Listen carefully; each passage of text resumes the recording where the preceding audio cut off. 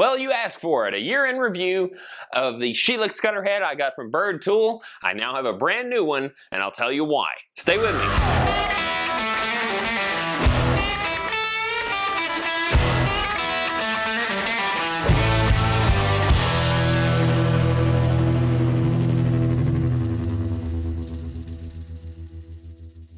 Hey guys, what's up? I'm Drew Short.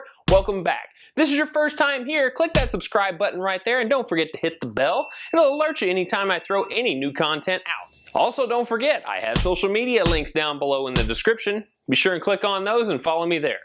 And if this video is of interest to you, be sure and click that like button and comment down below of any comments, tips, suggestions that you might have on this process. So now, let's get started. So ever since I made the video on how to install this Shelix Cutterhead, I've had a lot of questions come up on what I thought about that particular cutter head and why I thought it was worth the money, or how well did it cut, what kind of noise did it give you.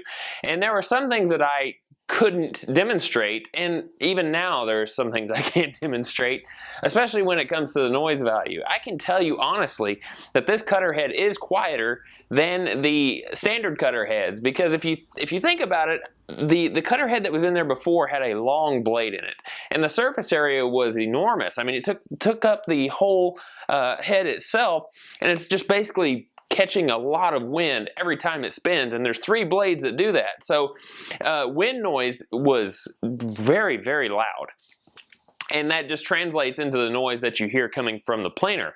Now, these cutter heads like these little Shelix heads, have less surface area across the entire surface, so a lot more wind tends to go through the channels of the cutter head, creating less wind noise. So you are going to notice a dramatic decrease. Well, I say dramatic. You're going to notice a decrease in the type of sound that you're going to hear coming from your planer. You're still going to need headphones, don't get me wrong, but it will be dampened just a little bit. And also the cost comparison versus having a normal cutter head, which people are they're very on the fence about buying this particular kind of head because of how expensive it is. Now, you kind of have to think about it whenever you have a normal cutter head in your planer and it's got 3 knives that are double-sided. You're going to be going back to Home Depot or Lowe's, it seems like, about every month, especially if you're doing this full time. Those knives are very, very soft, so the type of abuse you're going to put those knives through is going to cause you to have to rotate the knives as well as replace the knives quite often. And if you have those knives sharpened, that's just something else that you'll have to spend money on.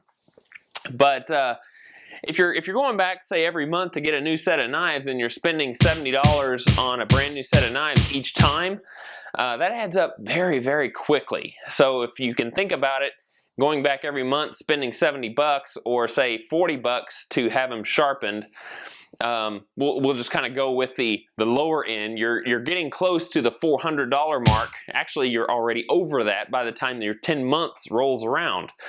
And this cutter head is about $400, and that comes equipped with all of the blades itself, including the tool that you saw in the opening of the box. So you're already paying for itself in 1 year, not to mention all of the work that you're going to be sending through it. I have had this particular cutter head that doesn't have the knives on it for a year now, and I have been super impressed with its cut quality as well as its durability. The knives that are on these have 4 edges. I have only rotated these knives twice, and it has really extended the life of the cut quality of my planer. So you can imagine, I think there are 40 blades or 40 knives on this cutter head, and each one is about $3.50 for a grand total of about $140. Divide that by 4 because you have 4 edges on each blade, and you can imagine the cost comparison of replacing these knives versus the ones you have been spending $40 to $75 a month on. So just kind of put that in your brain and let it slosh around a little bit. Now, the reason I'm making this particular video is because I had an issue with this particular cutter head, and it involved the helical gear that actually goes into the drive box. Now, if you guys have seen me install this on a prior video, you'll understand what this gear was for. If you haven't seen that video, I'm going to put a card right up here and a link down in the description, and you guys can check that out for yourself. Now, this particular gear, for some reason or another, stripped out on the very, very end of the threads, causing it to slip and turn inside the machine while the cutter head was in motion. This particular gear is responsible for telling the in-feed and out-feed rollers to start turning. They actually connect to corresponding gears that make the rollers turn. And because this thing was slipping inside the thread housing inside the cutter head, it wasn't able to turn those rollers in a sufficient manner, causing the wood to stop as it was being fed into the cutter head, and the blades were just spinning in one spot. I was able to get it. It was about $59 with shipping, and that was overnight shipping. Now, I did want to point out something that after I posted my video, I used a 7mm socket to get this gear off, and people were complaining that they were stripping out their nut head on top of this gear. And the reason was, when I ordered my new one and got it in, I realized it was a 6mm. They were two different sizes. So I apologize for everybody that followed the instructions on my video for the 7mm and had a little problem getting this off because of that. But that is why this was a 7mm versus the 6 that came in the mail. The threads on here, after stripping out and this thing running as long as it was, caused the threads to get bored out as well. Now, there was a manufacturing defect with this particular head that Byrd Tool said that we'll take care of it. We'll send you a brand new cutter head, which they did. That's what I'm talking about in regards to customer service, because Byrd Tool has been excellent in their customer service on this particular cutter head, and they back it up 100%.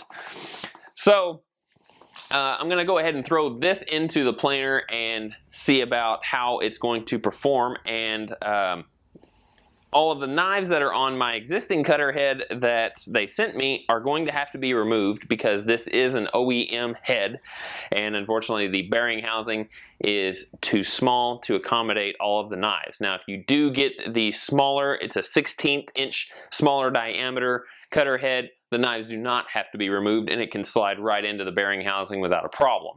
But since this is OEM and I don't have to change anything on my planer to accommodate an OEM, the blades do have to come off. So be very careful when doing that.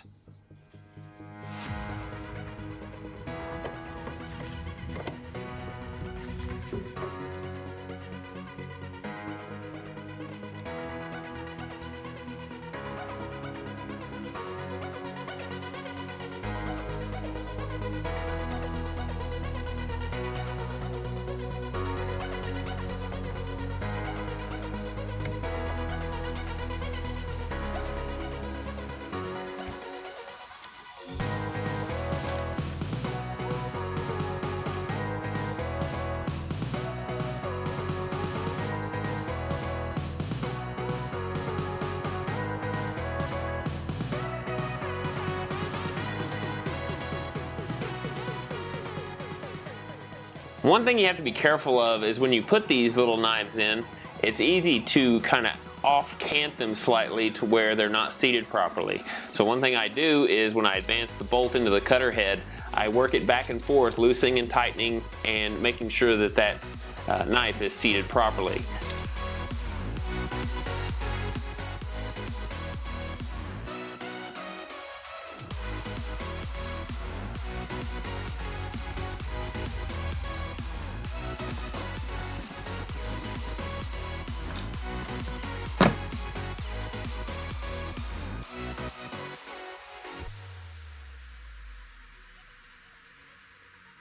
Okay, time for the moment of truth. Make sure everything works.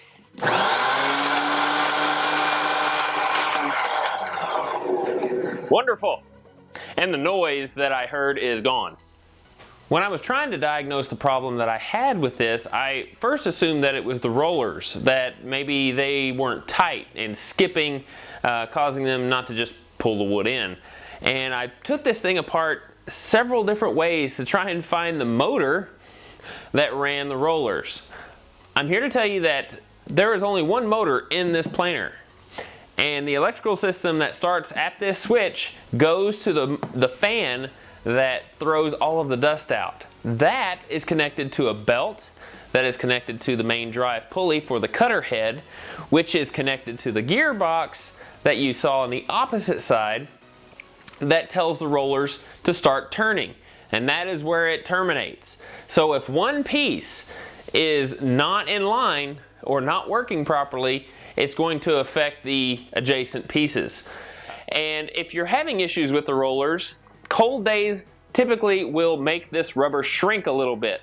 Also, dirt from running numerous pieces through will affect it. So cleaning them off occasionally with some lacquer thinner or some simple green, something like that, will make those rollers sticky again, or increasing the room temperature in your shop will make them swell back up to where they won't slip on the wood.